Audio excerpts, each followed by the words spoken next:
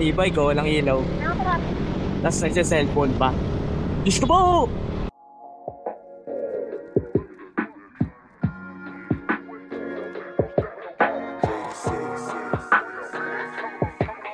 Got the vibe.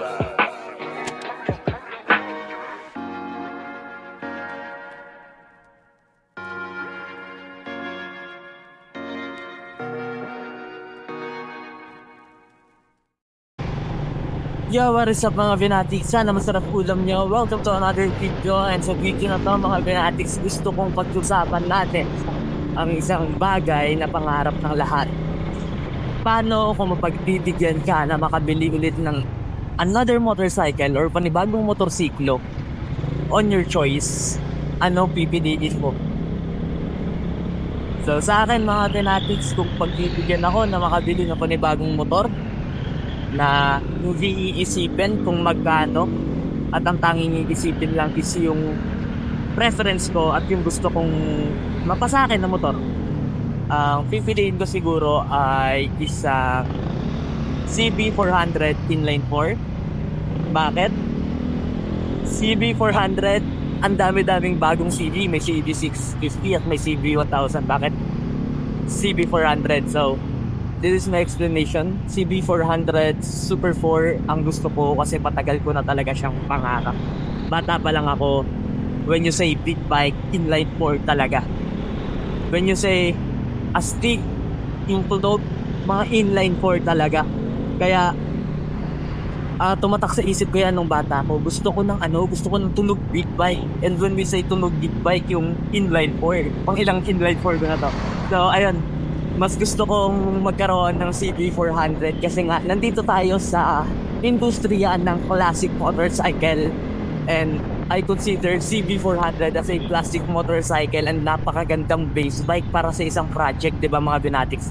Isipin nyo na lang na makikita nyo ako sa kalsada na nakatuwad sa isang motor na may 4 na silindro, di ba? Sobrang angas ng mga Binatics, tapos bobombahan ko kayo. Grabe, cafe racer na CB400. Yung VTEC, yung may VTEC technology, yun yung pinaka gusto ko. Kaya let's work hard for that mga Binatics. Manifest natin yung bagay na yan mga Binatics. Pero bago natin makuha yun, kailangan ko munang mag-manifest ng isang pagkakakitaan. Nagbabalak ako mga Binatics na magbukas ng isang classic motorcycle shop or maintenance parts lang muna.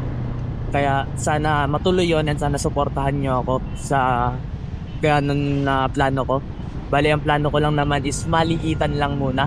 Siguro mga clutch cable, throttle cable, carb repair kit, yung mga sobrang basic na mga parts na kailangan nyo. Pero bibigyan ko kayo ng mga piyesang kalidad na hindi kayo ipapahiya at hindi masasayang yung pera nyo. Yun yung pinaka vision.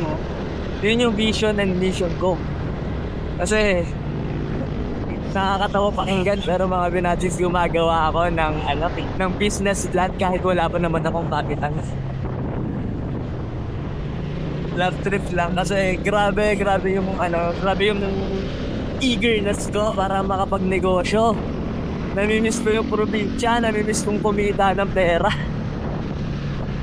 Kaya ayan mga Binatics, going back to the topic, CB400 Super 4, inline 4, tsaka VTEC technology. Yun talaga yung pangarap ko. Tsaka na yung mga luxurious na techie bikes na full of technologies. Doon muna tayo sa pangarap natin nung bata tayo, yung 4 yung karburador, 4 yung tambucho, tapos pag binomba mo talagang napakaganda ng tunog. Di ba na-imagine nyo mga Binatics? Wala lang, ang saya lang, parang tanga. Parang wala, basta ang saya. E-bike ko, walang ilaw. Tapos nagsa-cellphone pa. Diyos ko po!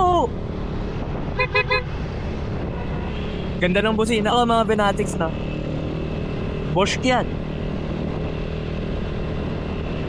So ayun lang mga Binatics, na share ko lang yung isa sa mga pangarap kong motorsiklo. And yun lang, natapik ko lang sa inyo for another content ng video natin kasi daily uploads nga tayo, di ba? So maraming salamat sa panonood lagi sa akin mga Binatics. Sana laging masarap ulam nyo at sana laging malambot unan nyo. Once again, this is Ben signing off. Peace.